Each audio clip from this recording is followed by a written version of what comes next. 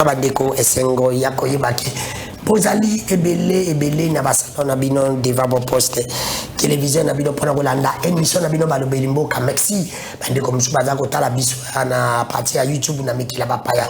Nous sommes bel et bien en direct à Kinshasa qui est la capitale de la République démocratique du Congo. C'est votre émission balobeli mboka la présentation c'est bien moi votre humble serviteur Ndeko Danou Kefula molobeli ya peuple l'homme de Bosolope Bosembo l'homme de Bokomesana. Merci. Faut pas nous appeler, envoyer vos textos. Nous sommes en direct. Banane Bakozali, Balobelimboka ya mokola lelo nazali na 3 invités bangondi bazali Balobelimboka ya mokola lelo nazali na mwana mboka Jacob Mbangi oyo aza ko signer pour la toute première fois aya na émission Balobelimboka tozali pe na maître Platini Bandu yepé des choses. Je crois c'est la deuxième fois que nous l'invitons et c'est déjà encore na mwana na ndeko na biso Jadeo ya MLP et à mwana mboka Frank Jongo yepé azali invité ya mokola lelo na bangondi Robert actualité oui actualité effectivement na yokaki oui c'est le basou sinangapé na yokaki mwana mboka lebolo a été arrêté mais babotola qui est tout simplement passeport na batika qui est il est là parce que passeport na oui tout ça encore un problème où ils allaient commis tout ça to occupé la liste provisoire et à député provincial ici Ebimi je crois. Et où tu as après-midi l'information, où tu as dit oui, Boyoki, c'est un candidat président de la République qui va commis 25, oui, effectivement, on sont parce qu'il validé, badon, tu vas boy azalité, par le bitre agnon, saka lingi bosolo, par le beurre saka lingi bosolo, la tiki mutuna course. Ok, c'est lui qui va gagner, il va gagner. Oh, ma belle, élection, ma belle, bon, mon dit, balongolina. Eh, mon peu bon dit, makatabat. Voilà bon dit, manani, et mi te dit, bon dit, makagabat. Oh, nalia kambila te mbilo bala mina mafuta mbilo za kolia. Oh, mafuta ni za mbila te. Merci na bandeko nyonso bazali kolanda biso Ndeko Danou Kefulela. Même ça kabia bibolu karate Ndeko Danou Kefule bel et bien candidat na Kitambo et na le Congo moment porté tazotala. Ozotala ngayo kanzi na kopesa numéro. Oh, mais ça merci. Avant to banda sujet na biso ya mokola lelo to kolobela. Mbongo oyo ya francophone. Na yebisaka bino na lobaka wana ba télévision. À l'époque wana na butaka kananga. Na lobaka ke francophone après to koyoka solo na yoka solo détournement. Munoko na nganga na lobaka yango. Na lobaka yango qu'après makambo ya francophonie to koyoka solo la kopola solo ya détournement. Bayibi banani miyibi. Bayibi banani miyibi banani bazaba miyibi bango bato batambulaka wawa aleki na tongo wawa azongi na poka wawa dola ngezaka prise alaki na mitu na ba wawa ngo kenda ngosala nini boyo kananu makambo oyo bandiko na ngai 324 millions volés. Dans la mitu na question moko bambongo pena boyibaka est-ce que ça va chiffre na papier ou bien ça va pena bambongo ya solo pena taboli pena mbongo mabonji pena mbongo ndisa oyibi vraiment botambola na butu be na moyi yo ba wula jo kanga biso papa boko kanga mutu kama wote tomona mbongo na kati yo ba mbongo bi ba bomi ba ndiko na ngai est-ce que na mje za ka chiffre po je za ka mbongo o mebi ngondeleli. Dans zone bakaka 324 millions volés. Isidore muto asimbaka francophonie. L'homme sérieux azaka ni longa bata sérieux ce monsieur. Lui dit azaki na 66 millions d'euros. Wana yi. Parce que mbongo yo bayo kana ki pour francophonie zila 48 millions. Parce que ya 48 millions de dollars 6 millions d'euros. Oh, Yazaki. C'est quoi, ministre des Finances, Nicolas Kazadi, l'homme intelligent. Ah, mais il ne paye pas déjà. Il y a lobby. Bon, il y a 324 millions. Nana Ibi Yabana. Nana Ibi Yabana. Yango na ko senga na tata mokonzi kolo pardon. Futa ba communicateur ya union sacré. Bazana ba nyongo na ngai belé bazo futa te. Ba communicateur union sacré. Si tout y a FDC. Je l'ai dit, semaine prochaine, on tanga ba kombo na ba. Ba communicateur nyo sake bazana ba nyongo nanga e belé yangai. J'ai dit devant la Bible, yangai Bible yango. Yangai. Azo futa te, si tu y a FDC. bafuta banyongo oza candidat ozala nyongo na nga ozwa te yinde sujet tokobeta masolo ya lelo ava tokɔtana masolo na biso tolanda no bavideo nsima na kozonga mpo napesa bainvité na nga maloba tolanda. ezalaki mobange na événement mokolo ya vendredi na salle sepas na commune na Gombe elongo na Asbel Kabila Forêt Vert oyo ekambamaka epai ya mwana mboka Junior Petit basalaki mobange na événement kolandisama adhésion massive ya ofele na kati ya Kabila Forêt Vert oyo esangisaki population ya bakomi nyonso. Milulu yango elekaki kitoko na parti pene idéologie population bazalaki koyemba banzembo pona kokumisa misala ya ancien président Joseph Kabila Kabange.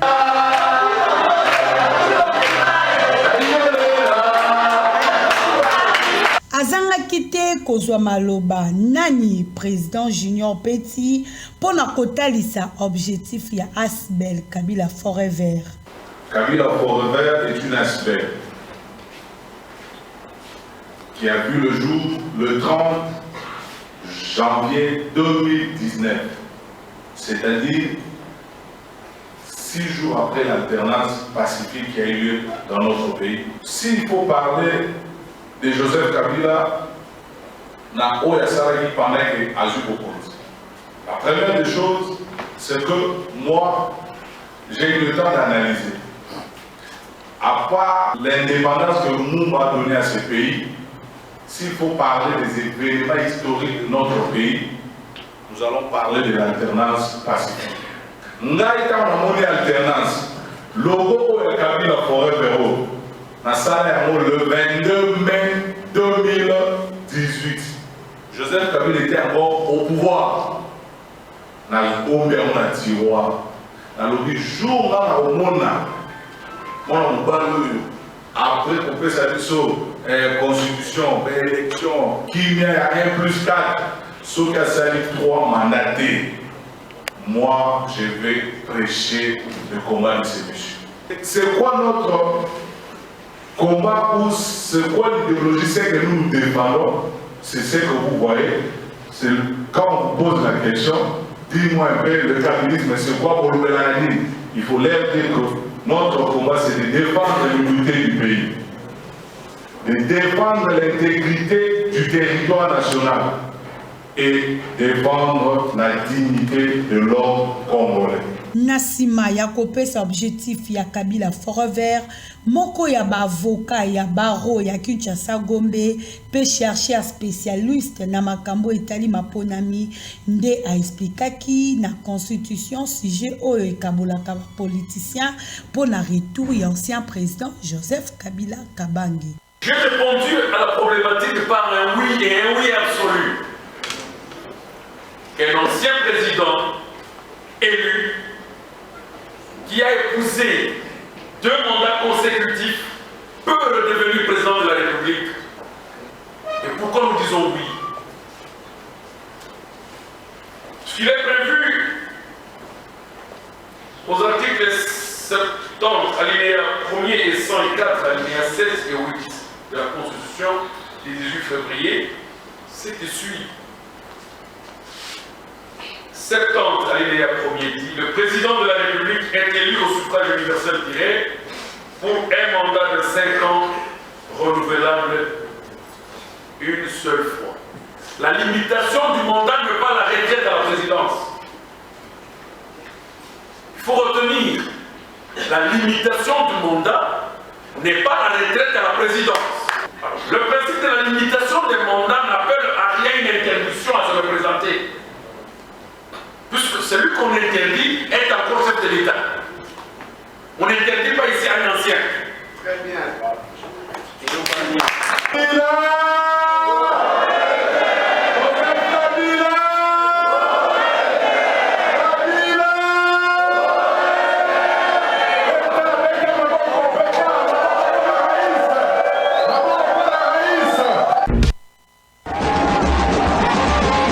Il est le candidat du peuple. Joseph Kabila a déposé ce dimanche 11 septembre son dossier de candidature pour la présidentielle de novembre prochain. Un dimanche plein pour les chefs de l'État et qui commence par une messe dite à l'église du centenaire protestant. Le président communie avec son peuple, c'est une foule qui scande des chants de victoire.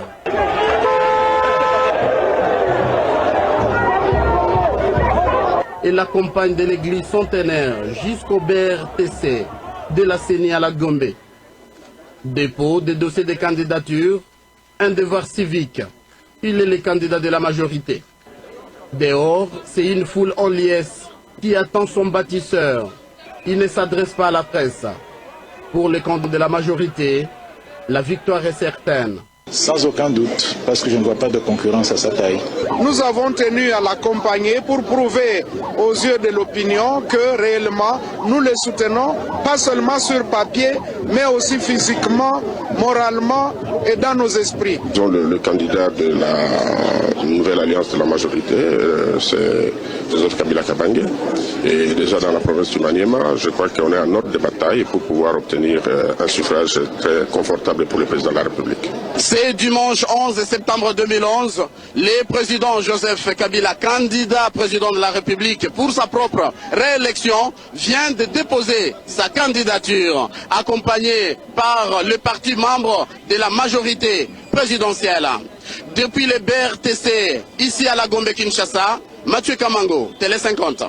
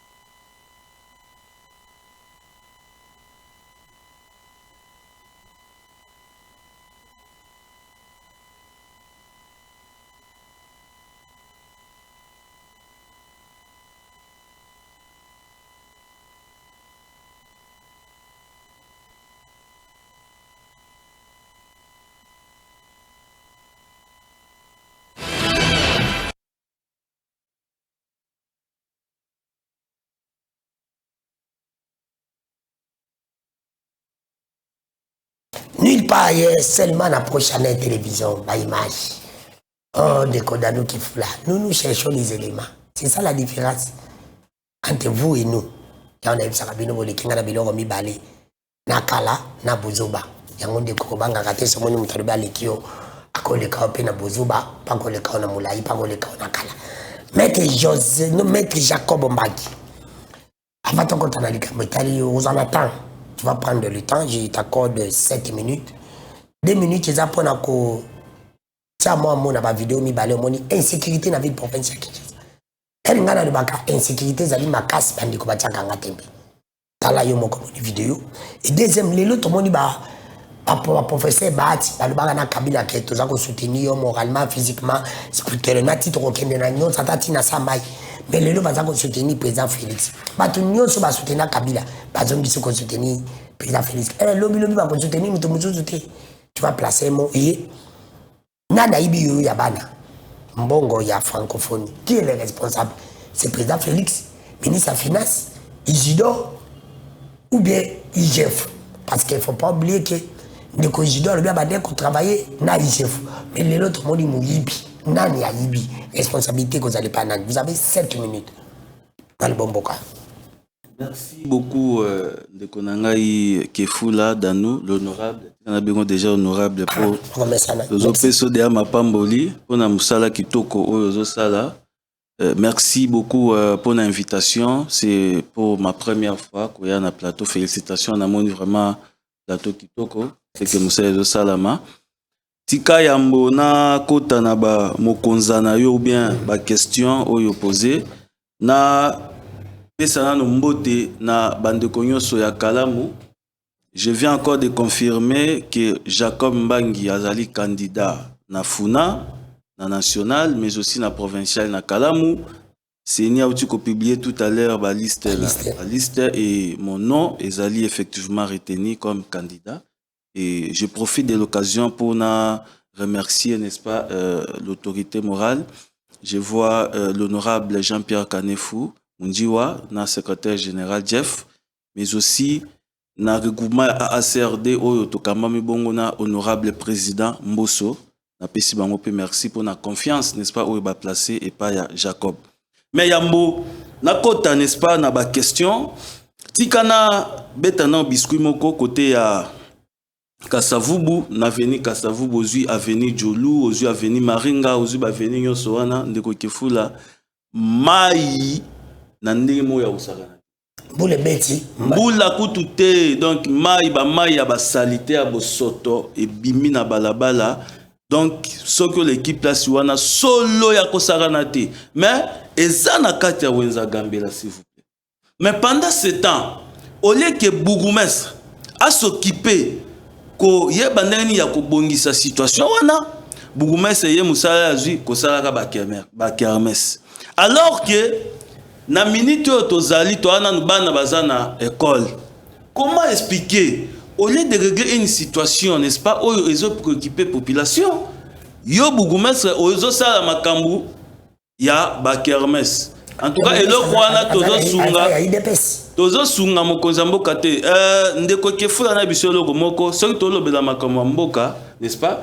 Tozara ba parti prité ou bien parti politique ou bien regroupement politique. Parce que la nation est plus que ba parti politique, mboka est plus que ba regroupement politique na biso. Donc intérêt na biso ezali population. Oyebi pe biso bai union sacrée, souci na biso ezali population de kende liboso. Parce que lorsque le chef de l'État a ça qui discours historique, il y a 3 minutes, oyo abenga ki bongo batubaya batsangana na ye pona ko travailler pour l'intérêt ya mboka. Ezaki te pona intérêt ya mabumu ya batu, pona intérêt, n'est-ce pas, ya ba individu moko boy. Non, c'était pour la population. Ya omoni biso so tozo ki mobilité à quoi adhérer na union sacrée, c'était justement pona to mona ki mokonzi mboka azali très proche na population. Alors, toye na problème ya voilà, ba mituna na moni to bandi na cas, n'est-ce pas, ya président et assemblée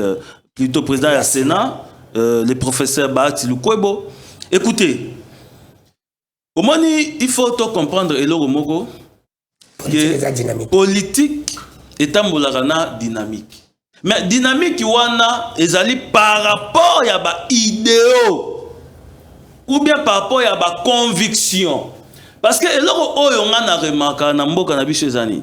Ezake batu basanganaka te pona idéal moko boye. Batu basanganaka pour des intérêts qui sont beaucoup plus personnels, pour ne pas dire individuels. Voyez-vous, il y a un moment l'air mokonzi mboka abenga ki batubaya na union sacrée à quoi benga na mutute, parce que il y a eu des gens qui ont soutenu, n'est-ce pas, le président Kabila, il y a des gens oyo ba soutenir un peu Mobutu, baye basangani pour l'intérêt ya mboka. Mais mabeza nini? Mabeza que ceux qui batouana basangani, n'est-ce pas, au lieu de travailler pour mboka, mais pour travailler pour l'intérêt personnel, c'est ça que makamboza mabe. Mais en ce qui me concerne, je pense que le professeur Bat a ses convictions politiques. Et si aujourd'hui, il y a un propos naïe, alba qui a ozalana Kabila, Tina Souka, mais ce qui est moko amoni qui a changé. Il sait, n'est-ce pas, ma conviction, Ayebi Makambo, a changé. Dans tous les cas, ce n'est pas aussi mauvais, n'est-ce pas, de soutenir les chefs de l'État. Parce que Mouto Aye n'a pas idée à Kobonisambo, Kaboetika, Kozate, na Congo. Vous voyez, la première insécurité, oui. Première insécurité, Ndeko Danou, ils ont un problème, ils ont gangréné, non seulement ville à Kinshasa, mais aussi même au Canada. Là, nous devons reconnaître ça. Mais problème il faut se poser ça. Est-ce que face à cette insécurité, quelle est la politique que le gouvernement a mis en place pour éradiquer cela?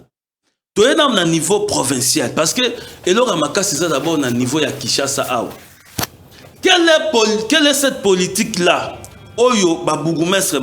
Parce que, ndeko kefula na bisolo komoko véritable administration, véritable gestion, et ça bon à niveau à base. Ce qui est à niveau à base, gestion, je vous assure que même dans tout, vous avez des conséquences. Alors, déjà, on a une question on se poser. Parce que, on a une vidéo,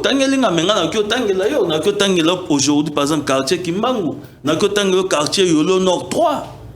Ok, bana Yolo Nord 3, bakota Kimbangu.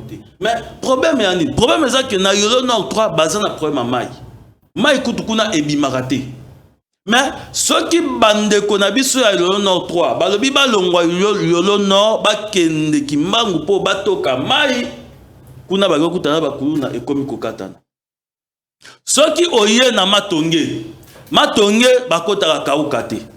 Olongwa matonge oye kasavubu bakota kalamute. C'est-à-dire ce sont des situations où elles sont tellement profondes que l'État a au sérieux. Il fallait même que l'Ukandeni, n'est-ce pas, il y a éradiquer. Il y a un moment même par exemple dans le cadre il y a association parce que au présentant comme nani membre réunion sacré, mais j'ai aussi une association, n'est-ce pas, où on a président national parce que je suis un acteur sociopolitique comme on a Asbel Congo Bomoko. Oh bisope toya quand même na moi solution na biso to apporter parce que on s'est dit criminalité juvénile au ezama kasio. Qu'est-ce que nous devons faire? Parce que bon quand on appelle batongo ndenge pe babimaka biso toye barate boko sa bakangi omona mutu bakanga ki pouf lobi abimi bakoma obenga prison makala parler ndako babenga ngo parler chez biso na parler. Alors il faut aussi chercher, n'est-ce pas, un moyen ya ko rééduquer banawana, un moyen peut-être ya ko former bango, un moyen ya ko rendre bango utile. Il y a un moment avec le projet à Kanyama KCC Oyo Mokonzambo Kasalaki, il a fait en sorte que criminels parce que ce sont des criminels, il n'y a pas d'autre mot. Asaki peut être fort, comme ça quand même utile dans la société. Et je pense que politique wana ceux qui équipent à niveau à la base, n'est-ce pas, ça va aussi permettre que Bandekwana bakoma utile, n'est-ce pas, pour éradiquer définitivement situation parce que même ma mère a été victime par tout le monde est victime parce que mais ils allaient dans la ville province à Kinshasa où ils allaient siège à l'institution ce gouvernement provincial ministre intérieur ça passe aux yeux de tout le monde. Mais c'est ce que nous sommes en train de dire. Ouais. Il ne suffit pas qu'il y ait une politique nationale, n'est-ce pas, pour éradiquer. Il faut que, à niveau, parce que n'oubliez pas que la province, c'est une entité territoriale régionalisée. Où ils ont bénéficié, n'est-ce pas, d'autonomie de gestion. Alors, ce qui veut dire que, il faut pas proposer. Mais maintenant, la ville, qu'est-ce que la ville, par exemple, en tant que capitale, les ministres intérieurs, les premiers ministres, ils font quoi? Et même les Tatamo Konjekol, j'ai mon place à Sali. Des projets. Parce que le projet a, soi-disant avec le général Kassongo Kabouke, a échoué. Et personne ne battre. Mais Yango a toujours le bac. Oui, toi, je ne vais pas chiter, je vais atterrir parce que Nabona Bandobé Taba chiter, on a plateau Nayo. Question est simple. Il faut d'abord, à niveau provincial, tout ça, la politique, n'est-ce pas, soit il y a encadrer la situation, pour chercher à éradiquer ça définitivement. Mais, fort malheureusement, là, on doit quand même reconnaître que Kinoa, n'est-ce pas, Touana, Kintomona, situation est à maîtriser. Même la poulousse, la confiance, que même la poulousse, a défaillance, n'est-ce pas, côté, il y a aspect. Et je pense que le cas de Mokonzi Mboka, après ça qui politique nationale, n'est-ce pas, il y a quoi encadrer Banawana, il est fallu, n'est-ce pas, cette vision équitative pour permettre la situation définitivement. Dans la situation, il y a bon francophonie, on a suivi. Voilà, on a suivi, comme tout le monde, n'est-ce pas, ministre de la Finance, dénonciation à Salaki, pour dire que non, à la base, il y a eu un budget, n'est-ce pas, de 48 millions, pour une organisation à francophonie, mais par rapport à la dépense, il y a eu donc dépassé dans les mois Saranate, bon ebimi 324 millions, n'est-ce pas? Donc ce qui est là, total la justification à peu près 200 et quelques millions mutuna makolote. Alors moi je pense que situation est un peu complexe. complexe à tous les niveaux. Parce que soit d'abord, on a un niveau, il y a organisateur, n'est-ce pas, il y a GA Francophonie, où ils allaient bon, monsieur Isdo. Lui, de son côté, non, moi, Nazo 324 millions, t'as 66 millions d'euros. Ce qui équivaut à 78 millions de dollars. Déjà, à la base, il y a au pressari budget à 48 millions. Mais par rapport à l'exécution, n'est-ce pas, il y a des travaux, il y a aussi des dépassements, n'est-ce pas, budgétaires, il y a aucun à 78 millions. Et là, aussi, et au fil de l'IGF, on doit encore se poser la question par rapport à l'IGF, parce que l'IGF, en réalité, avec campagne à l'Ansaki que nous saluons, il y a pour contrôler les finances publiques en amont et en aval.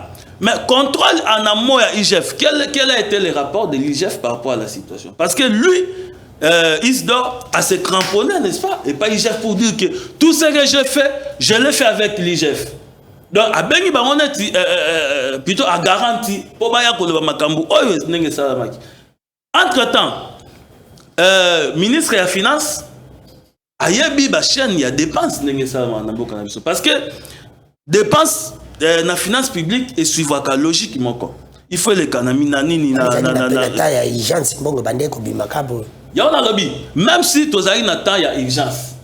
Mais normalement, ce qui est bon, on aurait dit bloquer quelque part. Comment vous expliquer que Mbongo Bimi il y a 48 millions, il y a 100 millions, il y a 200 millions, vous continuez à Bimi ça.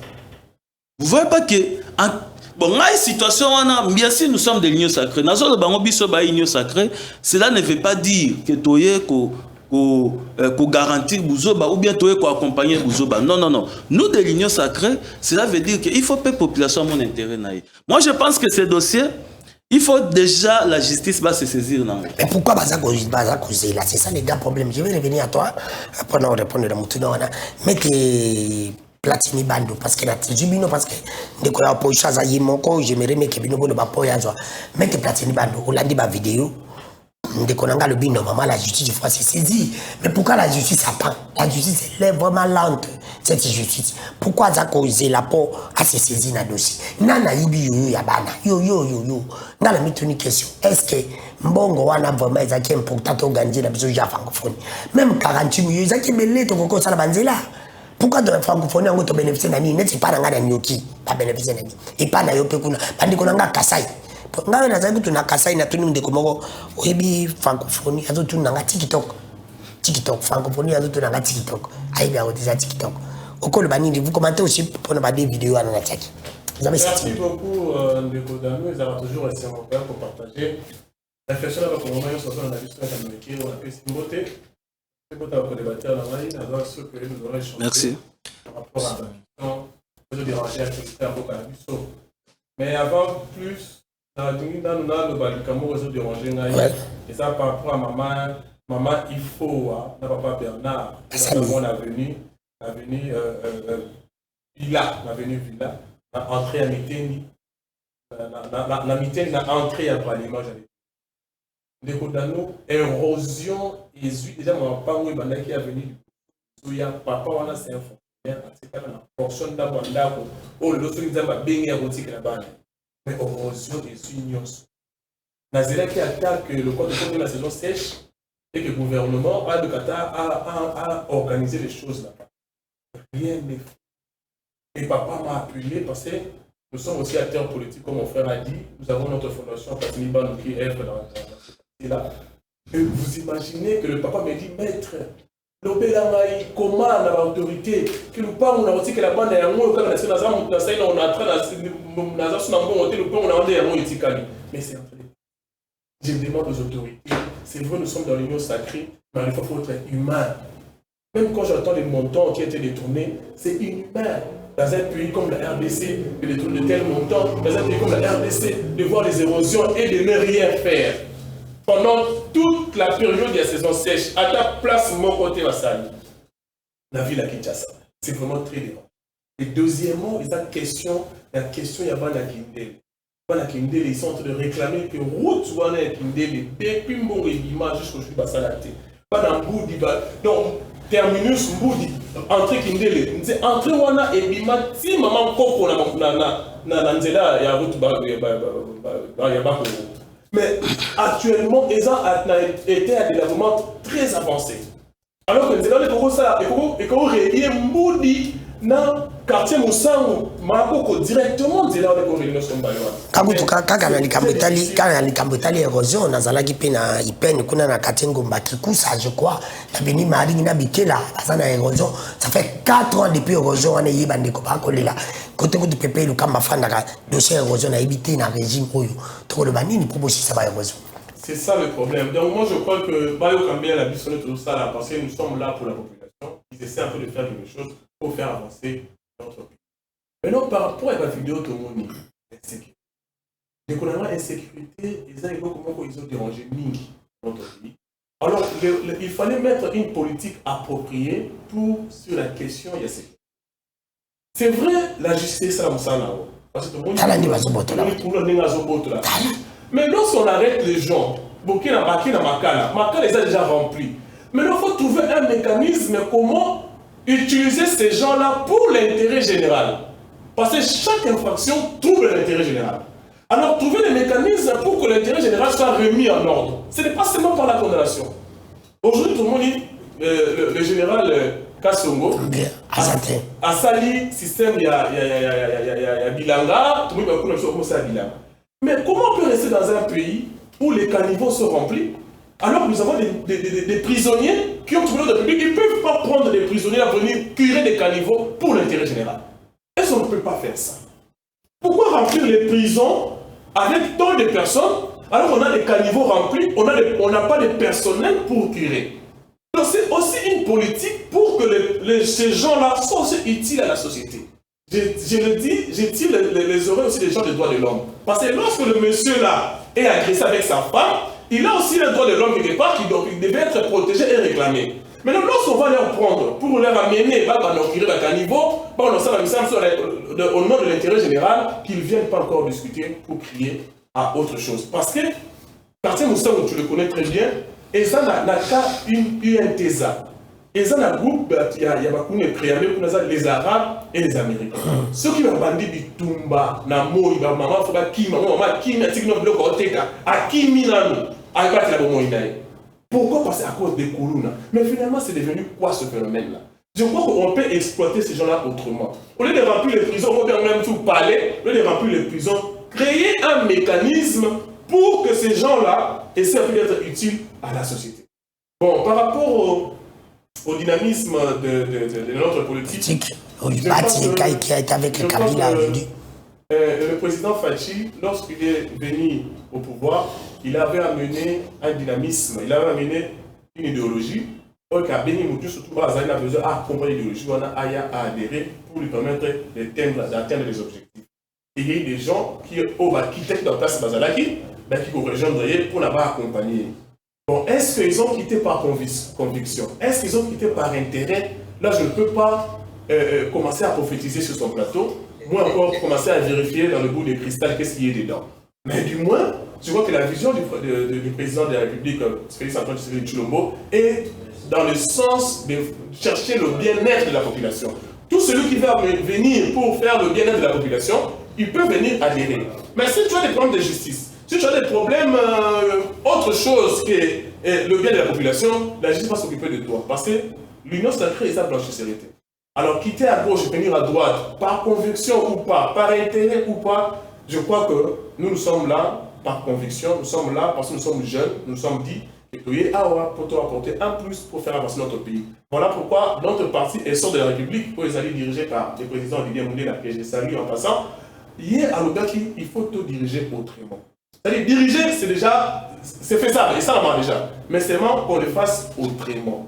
Par rapport à ce qu'on faisait avant, maintenant que ça soit autrement. C'est pour cette raison-là que moi j'ai choisi Didier Moundela, je travaille avec lui depuis beaucoup d'années maintenant, et je suis avec lui parce que la politique dirigée autrement, c'est important pour nous. Pourquoi c'est important? Par rapport à la troisième préoccupation sur les détournements, il y a oui, de 324 millions. Il y a 1 million 300 et belé. 324 millions.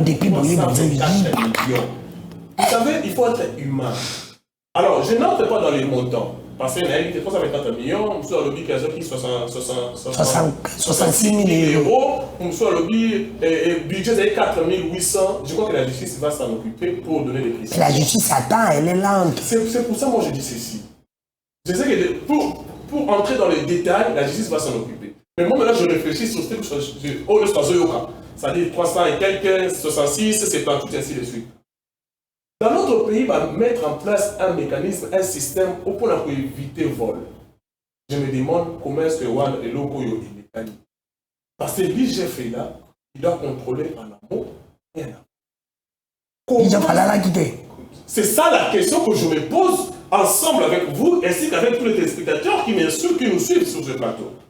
Comment est-ce que l'IGF, à cause d'un dépassement budgétaire, il y a plus de 300%? Parce que le budget, vous avez prévu 48 000 et qu'il vous 324. Donc, vous savez, dépassement budgétaire, il y a plus de 300 et quelques %. Comment est-ce que l'IGF facilite ici? Première question. Deuxième question.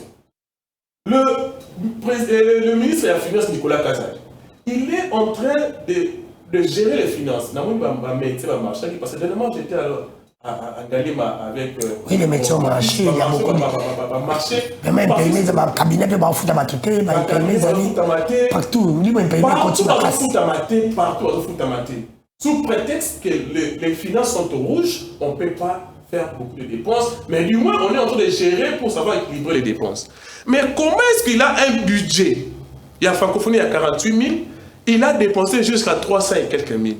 Comment il est arrivé à ce niveau-là? Qu'il nous explique au moins, avant que peut-être avant que justice et tout la population, le devoir et la redevabilité de la population, tout naïe, a commis dans 300 et quelques mille d'Engenini, qui nous donne au moins des précisions.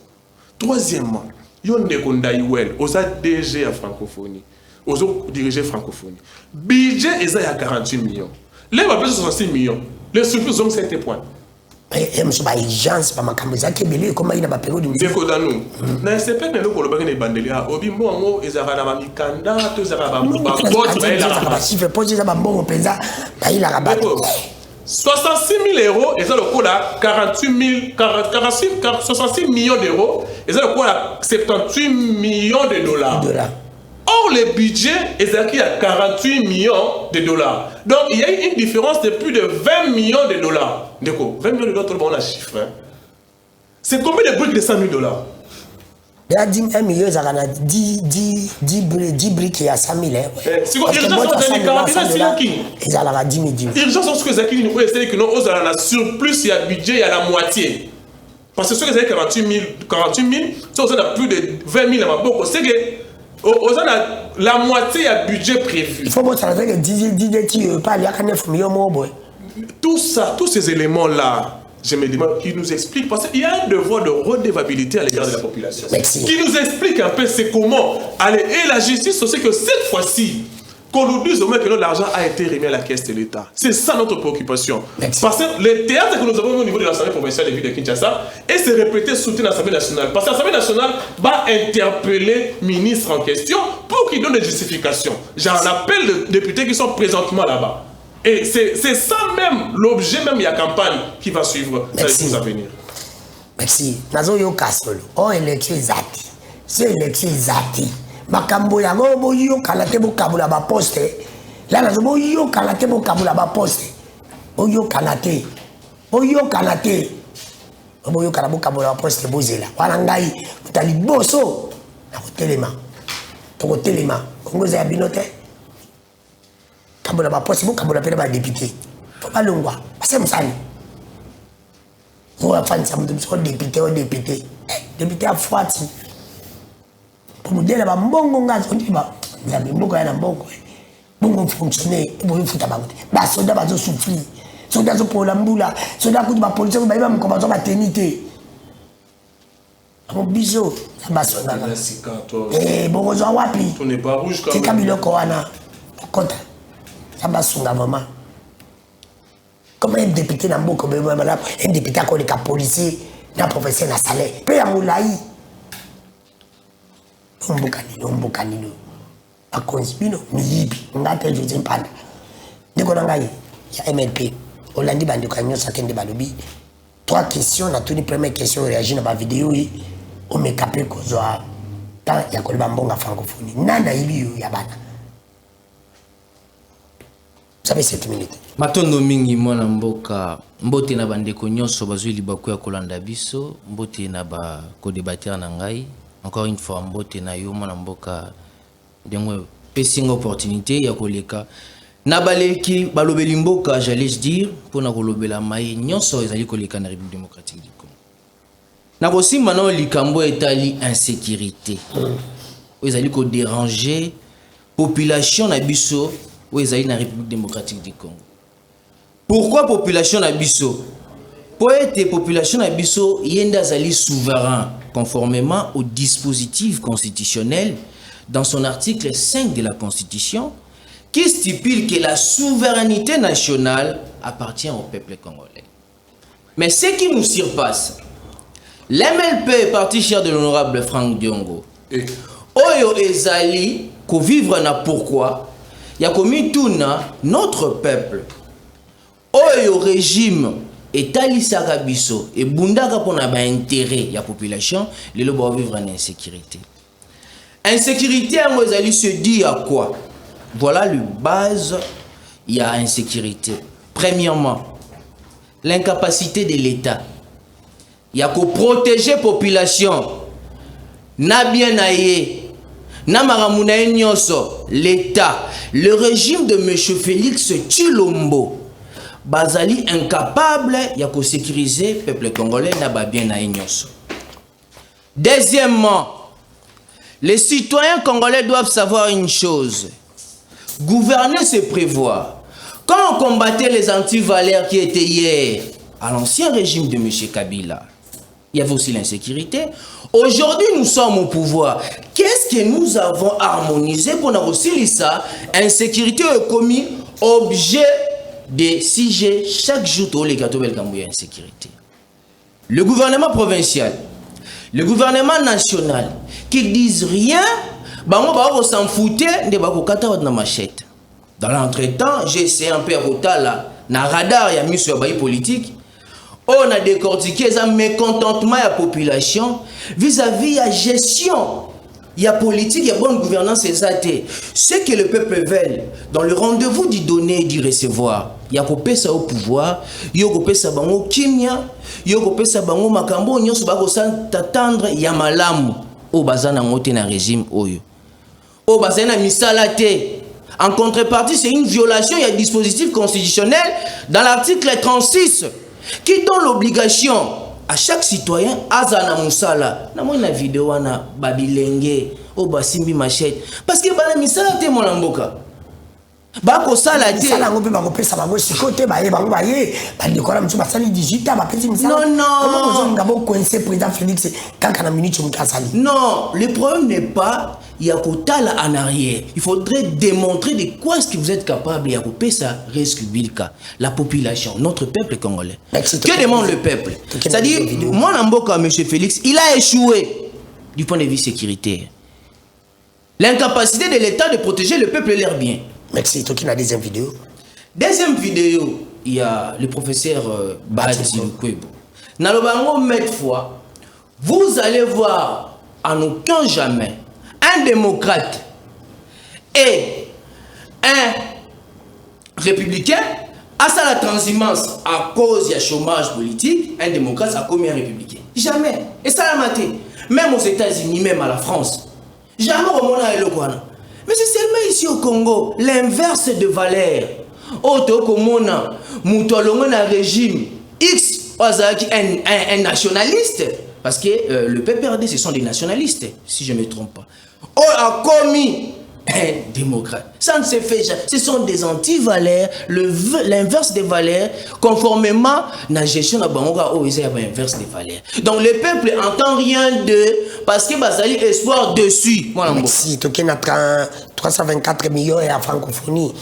Là, on a eu 324 millions. Na makambo etalige ya francophonie. Olobaka yango. Olobaka yango. Monoko na nganga. Monoko na nganga. O ataki tembe ba vidéo ezali bakotala. Francophonie, ni l'opposition a été contre la francophonie. On a plébiscité. Kenga zalaka contre. ngala boya kana ngango pour le monde musambo ya osalate. C'est-à-dire que l'échange de culture, on est à point de vue, non, parce qu'ils peuvent faire partie de la démocratie. Il faut respecter le point de vue à chacun de nous. 324 millions. Où est-ce somme où est bimi. Or, montant où il fallait saler la misale, ils ont dit 48 millions de dollars. Depuis, nous avons francophone, nous avons 1 million. Mais je rappelle au peuple congolais, avec une somme de 1 million de dollars, ce que bandi au la dépense, il y a 100 dollars au salaire 25 ans. Au lieu de 100 dollars par jour. 25 ans. 25 ans de survie avec un 100 dollars chaque jour.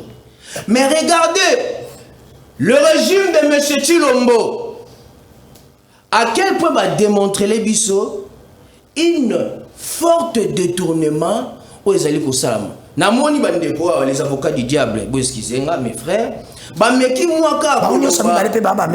Oui, mais les avocats du diable, avec tout le respect, mais la comprendre que awa, n'habite sur les alliés clientélisme politique ou tonini. Bameki moi komeka komanyo la kotali sakaka mwandambu qui ba détourner tout. Mais il faut roba. Nani azali noyau le pivot.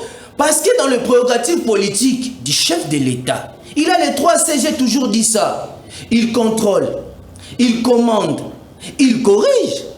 Avant de recommander 48 millions. Avant de recommander Mbongo Messendayouel a réceptionné qui 66 millions. Mais tu as déjà détourné un bon avant. Où était IGF? Où est la lanterne qu'on a?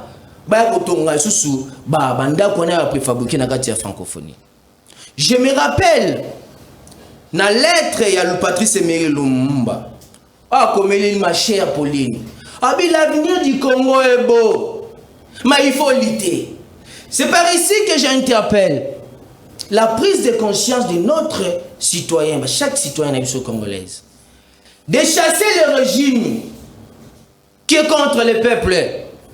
Le régime de M. Félix, de l'État Moïni, qui massacre le peuple. Peuple a qu'on lia bien été. Peuple a qu'on souffrir. Peuple a qu'on dans des conditions bien été.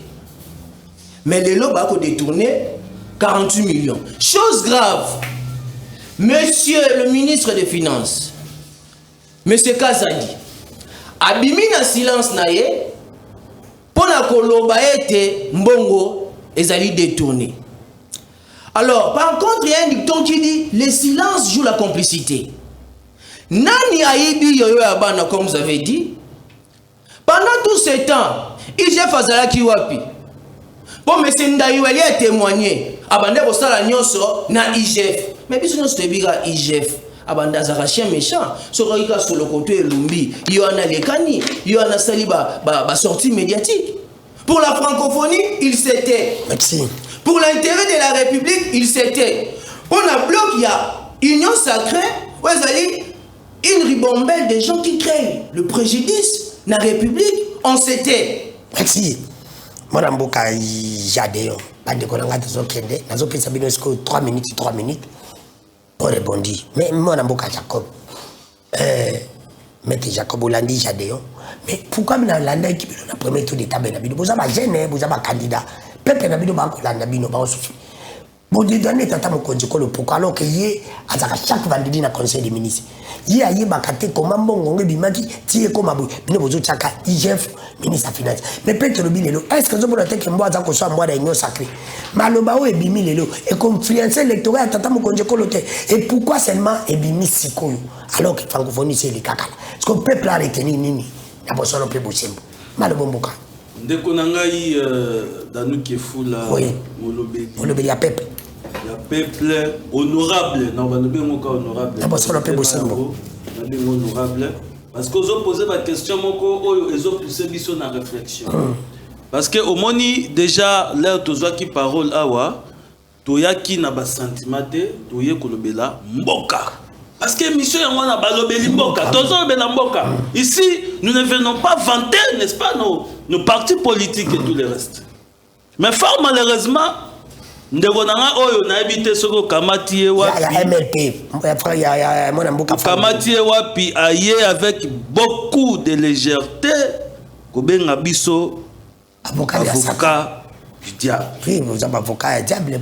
Mais ngai na retourna ye question entre biso na bango na avocat du diable parce que bino na Franck Diongo bozaki na biso na union sacrée ndeko. Oh, Franck Diongo na jamais été union sacrée tika makambo. Bozaki na biso na union sacrée. Ya solo.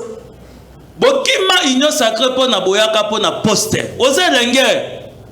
Omoni lenge na âge na yo, il faut oza na ba conviction. So soutenir mutu, il faut soutenir ba conviction. Bino bokima union sacrée boyaki po bozo poster, bozo poster te. Bokenda. Et c'est toi ozo outrecuidance. Il y a quoi na plateau pour parler, tu as utilisé l'inverse des valeurs. J'ai beaucoup apprécié l'analyse. Mais sauf qu'analyse na yon de konangai, il faut banana ne pas na binomoko na MLP. Ce que si kolobela, analyse n'est pas na binomoko. Ndoko yasko ko pesa leçon. Boza ba donner des leçons, te boza mieux placé pour donner des leçons fou. Mais bango ba travailler nante. Oui. Non, mais quand j'ai dit ici qu'ils étaient avec l'union sacrée, ils ont fui. Parce que, boyela qui poste, boyela qui mbokate. Là, mon cousin mboka, l'oba qui, toya, poto sale la mboka, bino na matoy na bino bande ko beta, poste. Bino za ki to sale la mboka te, bino za ndeto ke kuna poste. Finalement, mon cousin mboka pe atali, atie bato il fallait batia. Bino frustration sali bino bolobini ni tolo ngwato kende et puis toi oyo bandi ko loba régime boye régime Chilombo régime ceci écoutez Montesquieu a dit l'état c'est l'ensemble des règles il y a moi ensemble des règles wana ezo pousser biso to lobela un état de droit. Parce qu'un état de droit, c'est un état où il y a une existence, il y a des règles, mais il y a un état où il y a un respect à la norme. Voilà pourquoi, ceux qui sont les chefs de l'État, Azali, bien sûr, ils participent, n'est-ce pas, dans l'exécutif, dans le conseil des ministres, mais la gestion quotidienne, et ça, le Marabongo n'a pouvoir exécutif ou les chapeauté na Premier ministre. Parce que c'est lui qui détient le pouvoir réglementaire général dans un État. Et il fait qui est quasi l'État congolais. Donc, ceux qui te limitent soit faute ou salami. Toi, combien yango est pas chef de l'État, toi sali maman na erreur. Tu comprends? Et ça raccordement permettez-moi pour le terme, raccordement frauduleux. Toi, il faut ça la monter parce que faire ces raccordements. Tu peux sa responsabilité pas nani. À l'époque, mais c'est ça la question. Est-ce que l'ingi peut sa nani? Responsabilité c'est pas nani. Et pas ya bateau basali yango. Banani, par exemple, ministre des Finances. Mais je citais ici, tu as d'abord dans Moutou Oyo a engagé quelle organisation? Moutou Oyo Isidore. Chaîne, il y a dépenses. Et ça dit, toute une chaîne, et ça la maka. Logique, il faut battre. Mais tu as qui procède 100 jours. Parce que puisque vous, vous avez dit état de droité. Mais, et tu as ça matin dans le monde. Comme on a Mokonzi Amboka, Bakanga. Dire kabinaye. Les mbongo ils ont gâté, tous les associations ont gâté. C'est ça le grand problème. Les fêtes pour le président de la République, n'est-ce pas? Pas même pas le président de la République. Les fêtes pour la justice et saisir, n'est-ce pas, un dirkab en fonction. Yamukozamboka, cela prouve à suffisance que l'indépendance judiciaire et autres. Voilà pourquoi. Mbongo, biso vous avez intérêt à peuple mbongo solo mbongo. Nana zongisi mbongo. C'est ça le grand problème, maître. Non, le problème c'est quoi? Lorsque nous sommes dans une procédure, Makambo Salami, on condamne, non?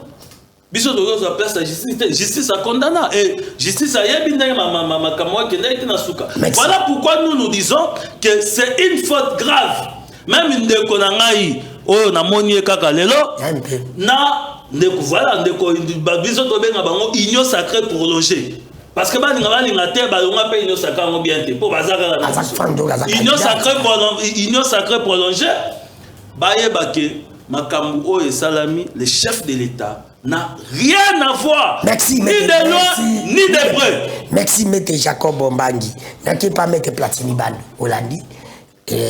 Tata Mukondikolo, ni de près, ni de loin, mais de Kaloubi la responsabilité comme Ndeko Chilombo qui est notre président. Mais pourquoi aussi mettre Kaloubi dans le régime, tout le monde va comme Kangabato?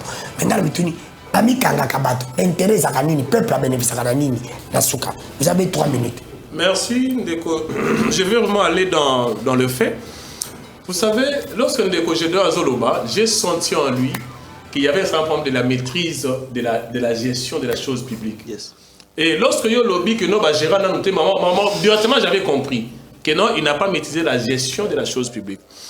Régime, quand on parle de régime, on fait allusion à quoi? Et quand on parle de la gestion du pays, on fait allusion à quoi? Parce que des fois, ils confondent l'union sacrée et le régime. Des fois, ils confondent l'union sacrée et l'État congolais. Lorsqu'on parle de détournement, on parle de l'État congolais. D'abord, comment un État est géré? Nous sommes dans quel régime? Qui sont responsables? Nous sommes dans un régime de décentralisation.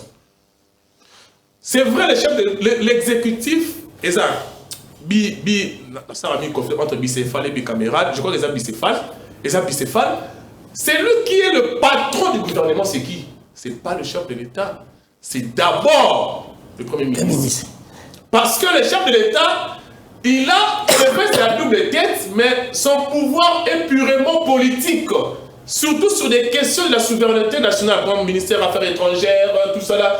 C'est pour ça qu'on lui reconnaît aussi cette casquette-là. Mais la gestion quotidienne du pays, ça n'a rien à voir avec le chef de l'État. C'est plutôt au niveau du gouvernement. Mais pourquoi à l'époque vous avez accusé Kabila aujourd'hui, c'est ça les grands problèmes avec vous, l'union sacrée. L'innovation maintenant que l'union sacrée a apporté, une innovation qui fait de sorte, qui fait deux actions. Il y a Liboso et Zali Kokotisa Bobangi, n'a pas géré, qui a mis balé et Zali Kokotisa redevabilité à le gouvernant, à pas gouverner. Les actes de dénonciation. À l'époque, il y a pendant 18 ans, on n'était pas informé de la détournement. Mais aujourd'hui, le peuple congolais a informé de la gestion pays. Est-ce qu'ils allaient biso to Tchakibino pour toyer barakombe le fabaza ko détourner, mais to Tchakibino pour détournement en ici là.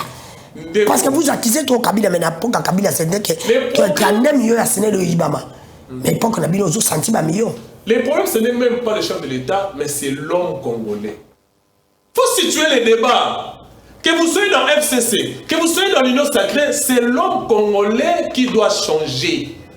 Ça n'a rien à voir avec le régime, ça n'a rien à voir avec... On peut changer des régimes, mais si l'homme ne change pas, on va tomber dans les mêmes problèmes. Alors pour y remédier... Vous avez accusé maintenant de continuer notre président. Il fallait abandonner, changer l'homme. Avant, il y a un développement. C'est pour ça, pour changer l'homme, il a commencé par la gratuité de l'enseignement. Parce qu'on ne peut pas changer l'homme avec des discours, on change l'homme avec la formation intégrale à la base. L'homme qui a déjà grandi.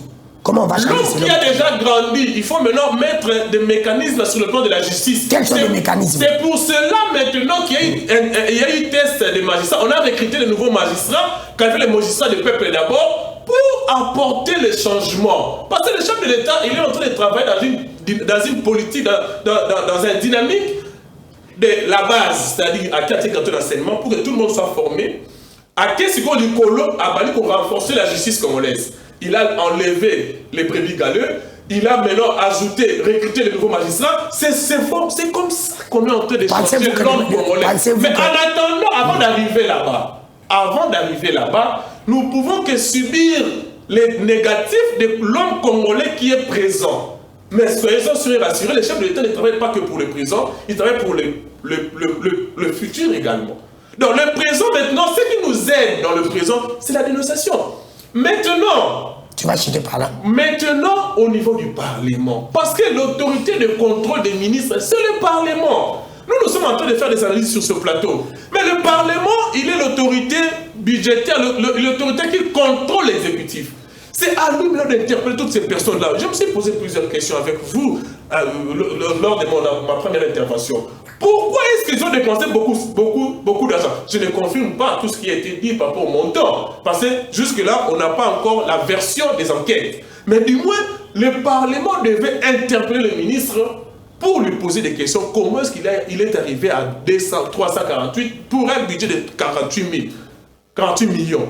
Et puis on demande à Ndaïwen pourquoi est-ce qu'il a reçu 66 millions d'euros alors qu'il devait recevoir normalement 48 000 dollars. 48 millions de dollars. Donc c'est ça maintenant les questions que nous pouvons poser. Mais le régime n'a rien à voir, le chef de l'État n'a rien à voir avec tout cela. Et pour ne pas tomber dans les comparaisons inutiles, les 18 ans passés, il n'y avait pas de dénonciation, il y avait des détournements qui étaient soutenus, bénis même. Imagine un directeur du cabinet qui a détourné 32 millions, on n'avait même pas parlé de ça. Mais aujourd'hui, il y a une différence. Mettez Platini bande parle de la justice. Merci. Na bande gonyo so baza kolanda biso na parti à prison ya makala. Na pesi bino bambote ebele bozali ebele. Bozali kolanda biso Montréal alali c'est ndeko Danu Kefula qui parle.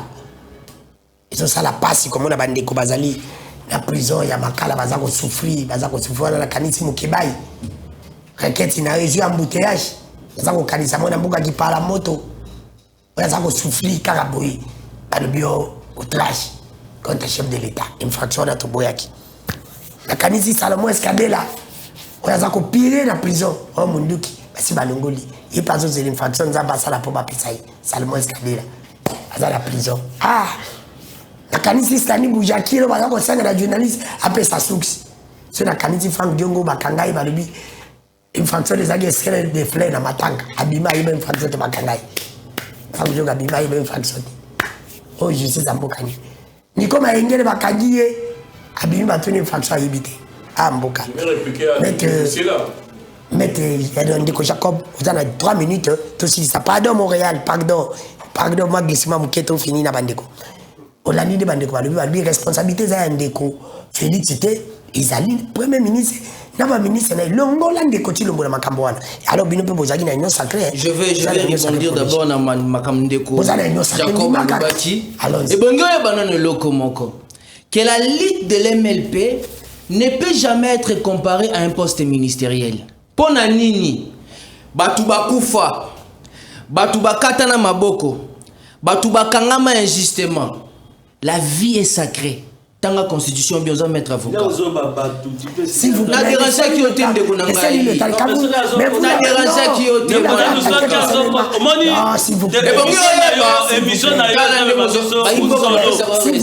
qui cela veut dire que cela il faut quand même minimum s'il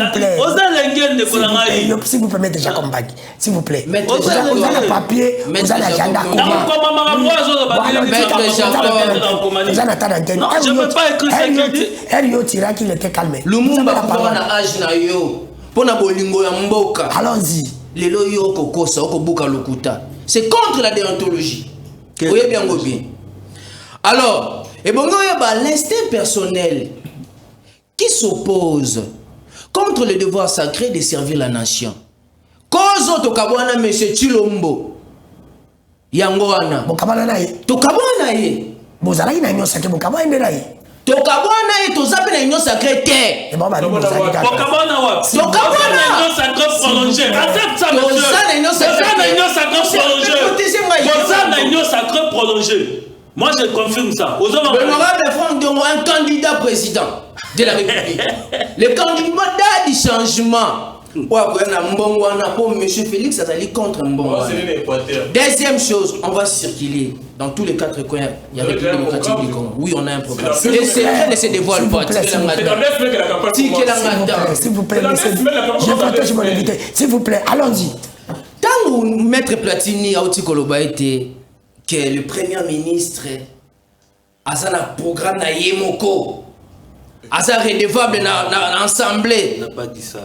Alors, Bongo Yeba été le Premier ministre, que ce soit le gouverneur, que ce soit les ministres, il défend le programme du chef de l'État. Sous l'impulsion, sur le patronage, il y a un chef de l'État. C'est pour cela que l'homme cherche à résoudre le problème qui les entoure. Mais le plus grand problème, c'est lui-même, l'homme. Le problème du Congo actuellement, c'est Félix. Félix a détruit le pays. Mais c'est Félix. Laissez-lui le temps de parler, mais tu dis, Matata. Qui sera redevable en 2023? Monsieur Félix. Vous dites que non, le parlement. Écoutez. S'il vous plaît, laissez mon invité le temps de parler. Mais quand je parle de la redevabilité. Maître Platini. Quand je parle de la redevabilité. S'il vous plaît, laissez-lui le temps. La redevabilité, c'est en fonction du bilan, non? Mais le bilan est médiocre. Le bilan est chaotique dans tous les points. Yo monyango baro ya ko défendre le ko défendre terre. Balobeli mboka balingaka bosolo. Il y a gestion. Il y a Titunga. C'est quel secteur où il y a problème? Le secteur. Et puis, à changer de matuka, de fou là. Ceux qui ont dit s'il vous plaît.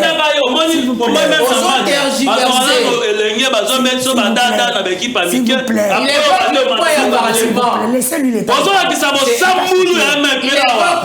Il évoque le point à parlement. Les points à parler parce qu'on a respecté pas Makassi, Kouloutou.